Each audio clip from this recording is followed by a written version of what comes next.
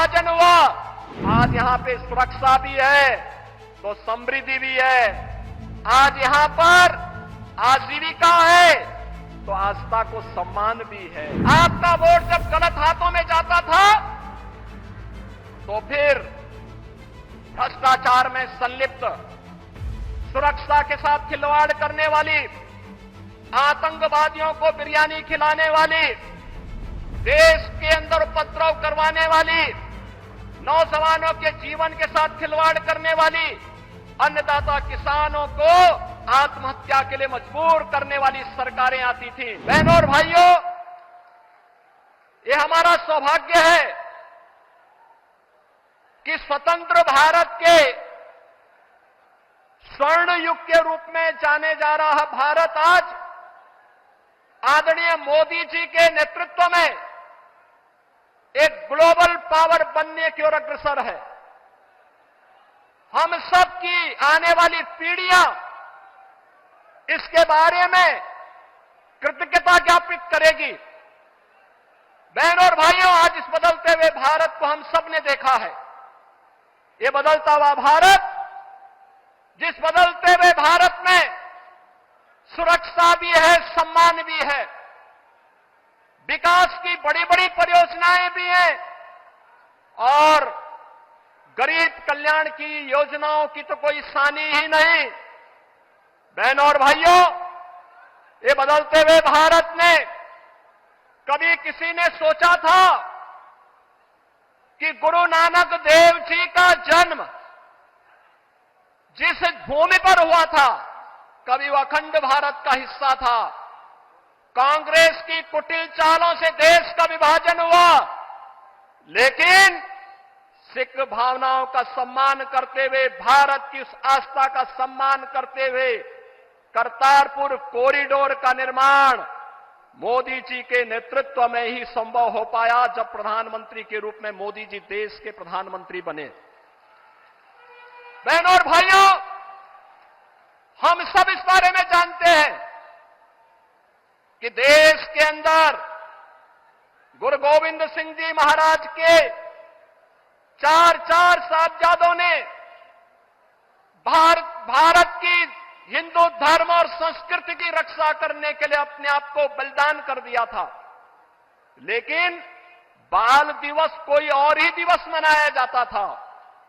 हम आभारी हैं आदरणीय प्रधानमंत्री जी के, जिन्होंने 26 दिसंबर की तिथि को वीर बाल दिवस के रूप में पूरे भारतवासियों को देकर के भारत माता के लिए अपना सर्वस्व न्यौछावर करने वाले गुरु गोविंद सिंह जी महाराज के उन चार साहिबजादों के प्रति और उन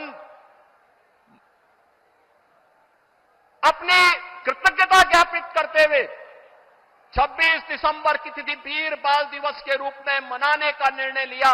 और आज पूरे देश के अंदर हर जगह हर ओर यह आयोजन होता आ रहा है। हमारा ये पीलीभीत, जहां अपनी कृषि के लिए जाना जाता है, वहीं अपनी अद्भुत कला के लिए भी जाना जाता है। कृषि में गन्ना किसान यहां की मिठास को न केवल प्रदेश और देश में बल्कि दुनिया में पहुंचाने का काम करते हैं। और बताते हुए यह भी प्रसन्नता है बहनों और भाइयों कि मोदी जी के ही नेतृत्व में संभव हो पाया कि गन्ना किसानों के गन्ना मूल्य का भुगतान अब समय पे हो पा रहा है। अन्यथा कई वर्ष लगते थे और गन्ना किसान देखता रह जाता था। आज यहां पे सुरक्षा भी है तो समृद्धि भी है। आज यहां पर आजीविका है तो आस्था को सम्मान भी है। कोई सोचता था अयोध्या में रामलला का भव्य मंदिर का निर्माण हो पाएगा? बहनों और भाइयों, अगर ये हो पाया है तो यह प्रधानमंत्री मोदी जी के यशस्वी नेतृत्व में, उनके मार्गदर्शन में वर्तमान पीढ़ी इन सभी कार्यक्रमों को आगे बढ़ते हुए देख रही है। आज के इस अवसर पर जब भारतीय जनता पार्टी के प्रत्याशियों के लिए विकसित भारत की संकल्पना को साकार करने के लिए मोदी जी आपके बीच में आए हैं, 10 वर्ष में बदलते हुए भारत में जो कुछ भी हमने देखा है, बहनों और भाइयों, ये आपके एक वोट की कीमत ने किया है। आपका वोट जब गलत हाथों में जाता था तो फिर भ्रष्टाचार में संलिप्त, सुरक्षा के साथ खिलवाड़ करने वाली, आतंकवादियों को बिरयानी खिलाने वाली, देश के अंदर उपद्रव करवाने वाली, नौजवानों के जीवन के साथ खिलवाड़ करने वाली, अन्नदाता किसानों को आत्महत्या के लिए मजबूर करने वाली सरकारें आती थी। लेकिन 2014 में, 2019 में देश के मतदाताओं ने अपने वोट की कीमत को समझा, मोदी जी के नेतृत्व पर विश्वास किया और बहनों और भाइयों, आज बदलते हुए नए भारत को आप देख रहे हैं, जो आज एक पिछलग्गू राष्ट्र नहीं, दुनिया की एक वर्ल्ड पावर बन रहा है, ग्लोबल पावर बन रहा है। विकसित भारत की संकल्पना को साकार करने के लिए भारतीय जनता पार्टी ने पीलीभीत में जितिन प्रसाद जी को अपना प्रत्याशी बना करके उतारा है और बरेली में श्री छत्रपाल सिंह गंगवार जी को अपना प्रत्याशी बना करके उतारा है। इन सभी प्रत्याशियों के लिए आदरणीय प्रधानमंत्री जी का मार्गदर्शन हम सबको प्राप्त हो रहा है। आज के इस अवसर पर जो भारत की आवाज है, उस आवाज के साथ हम सब जुड़ करके कि फिर एक बार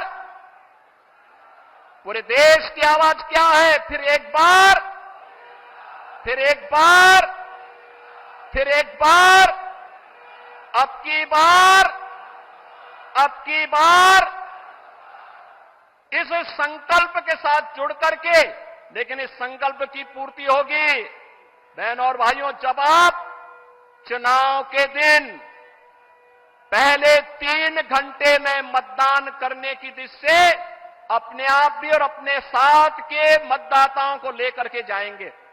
इस कार्य को करेंगे, सभी लोग करेंगे, सभी लोग सहमत हैं।